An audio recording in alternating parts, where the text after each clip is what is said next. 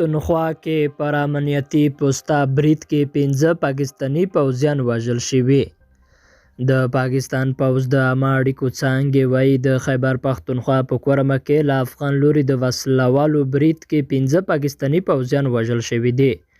دوی وایي په ځوابي ډزو کې وسلوالو ته درنه مرګ ژوبله اړولې ده. پاکستاني طالبانو یا TTP په یوه بیان کې د دې پیښې مسؤلیت منلی دی. پاکستاني پوځ وایي وسلوالو د کورمې کمرخیل سیمې پر امنیتي پوسته چې د افغانستان له خوست ولایت سره نږدې پرته ده برید کړی دی.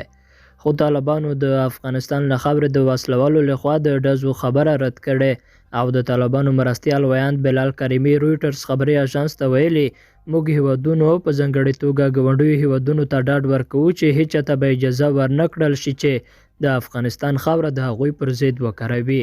د یادونې وړ ده چې د تیر کال په نومبر او ډسمبر میاشتو کې د پاکستاني حکومت او پاکستاني طالبانو ترمنځ خبرې شوې وې او په یوه میاشت ورباندې هوکړه وشوه.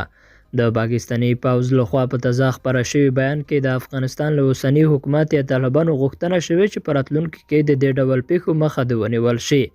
د پاکستان د کورنیو چارو وزیر شیخ رشید هم په دې اړه خپاره شوي بیان کې ویلي چې د طالبانو حکومت د خپل ژمنې سره سم د کرښې په اوږدو کې د ترهګریزو فعالیتونو مخنیوی وکړي.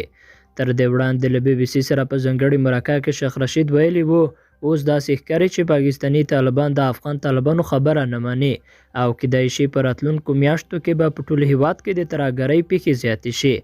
دا په داسې حال کې ده چې په دې وروستیو کې په پاکستان کې په بریدونو او هدفي وژنو پیښو کې زیاتوالی راغلی دی.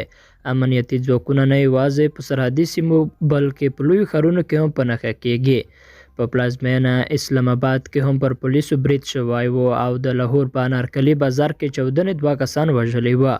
بل پلو په بلوچستان کې د پوځ پر 2 مرکزونو بریدونو کې د 9 پاکستاني پوځیانو په ګډون 10 وسلوال وژل شوي وه. د دغو بریدونو مسؤلیت د بلوچستانو د آزادۍ غورځنګ یا بلوچ لیبریشن آرمي منلی وه.